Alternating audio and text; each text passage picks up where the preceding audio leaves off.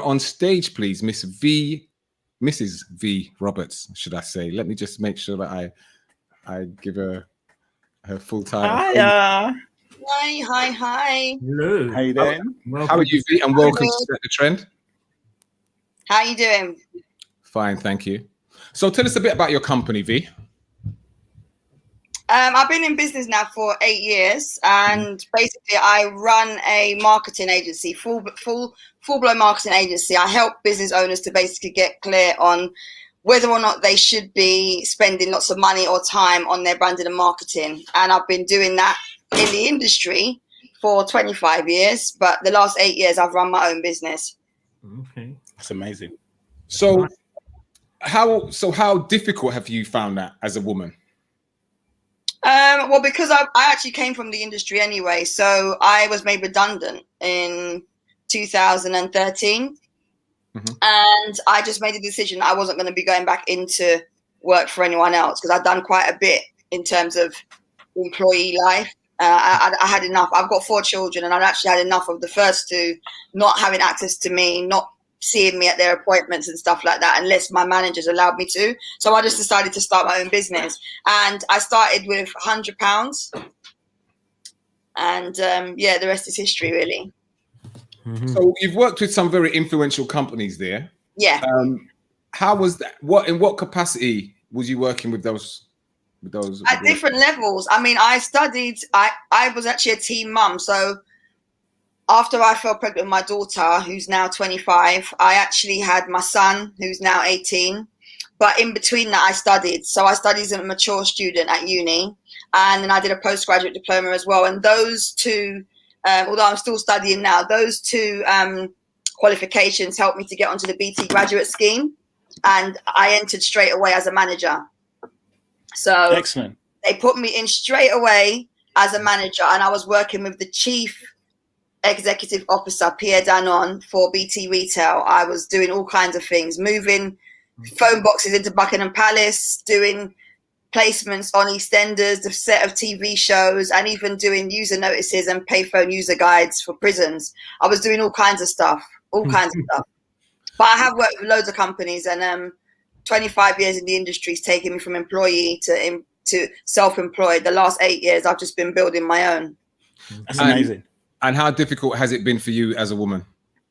Let me just get my charger. It's been quite difficult because, if I'm honest with you, when you start your business and you only have a small budget, obviously you're limited with the resources that you've got, right? So for me, I've always had to push that bit harder than everybody else who maybe got a loan from mama and papa, or got a loan from the bank, or got a leg up, or got a favor from someone they know in the industry. I literally came in raw as Vee Roberts and literally just did what I had to do on LinkedIn, got my testimonials, and just got started. I used all my knowledge that I had in my business from what I'd actually done working for other people.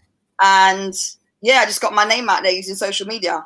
Do you find that you've been treated differently as a woman in terms of going for certain projects, maybe, or the way certain companies will talk to you because maybe you're a female? Yes, but I'm known in my industry, certainly within my circle, as being a bit of a gobby one. So I don't really see myself in a league of yes ma'am people. And that's probably why I didn't really do so well as an employee. So when I was working for my boss at BT, the reason why we always clashed is because when they told me to do things, even when I didn't agree with them, they expected me to do it, and I challenged them all the time. And they didn't really like that because, 1, I was black. 2, I was young because I was only 23 at the time. And the third thing was that I was a woman. So going into a board meeting with men, and even through all my other jobs as well, in director level, NHS, when I'm going in to speak to people and put a business case forward for budget and things like that, they were bamboozled because who's this little black girl coming up telling us what to do? So I've always just been me. I'm very straightforward. I'm a little bit against the grain because when a lot of people will go left, I'll be going right, and I don't feel any way to go right if I know that that right is going to give me results. So that's what I bring to my clients. That's what I also brought to my employers at the time. But it's been hard in that because I speak up, I've been exposed to all kinds of foolishness, bullying, sabotage, people trying to speak foolishness about me. And at the end of the day, I always say to my clients, you have to have a turtle back in business. And that is definitely something that I've got. I don't care who doesn't like me. I don't care who doesn't want to work with me. I'm just here to do my job. And because I know that I make impact on people, and because I genuinely do care about results rather than being known as a guru or an expert or someone who has designer handbags and a Range Rover, I actually get results. So I don't get any of my clients based on what lifestyle I lead. I get results based on what my clients actually do. And that's how I've been able to build my brand over the last 8 years. How has the COVID pandemic affected what you do?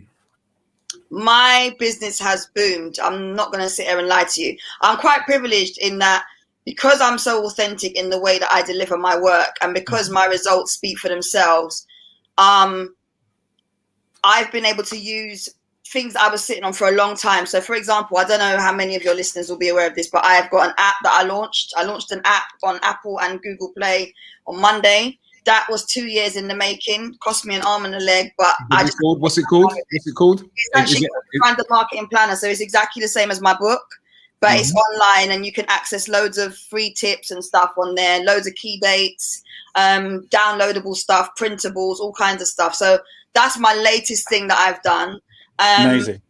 But I usually did 6-month coaching programs. I also had an annual retreat, which would have been in its 6th year this year, where I took people out to the Caribbean, anything from 9 to 14 delegates from the UK, Europe, and other areas of the Caribbean and the USA. And we'd fly in and we'd do a big event in Antigua and Barbuda. The latest one that we did was held at a really nice, the year before was held at Sugar Ridge. I don't know if any of you know of Sugar Ridge in Antigua. So I basically worked my way up from being in a community hall in Antigua, going to a footballer's wives hotel in Antigua. Excellent stuff. Growth, continuous growth. So latest venture is the app, and this has been 4 years. This is the 4th edition of this planner. And marketing is my speciality, so I'll definitely be checking it out. Nice one. I was listening earlier. I heard you say something, and I did think that. So yeah, nice one. Okay. So if Set the Trend came to you, let's give you a scenario. If Set the Trend came to you, how would you go about looking at our business, or giving us, what would you do first? Would you give us a synopsis of what you thought, or?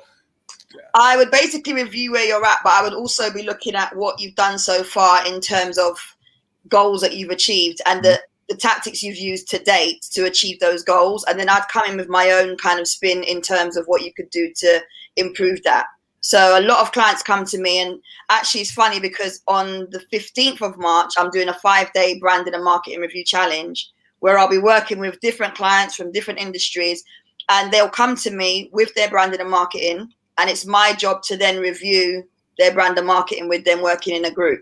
So I do that for £27. I'm going to give a dirty plug. £27.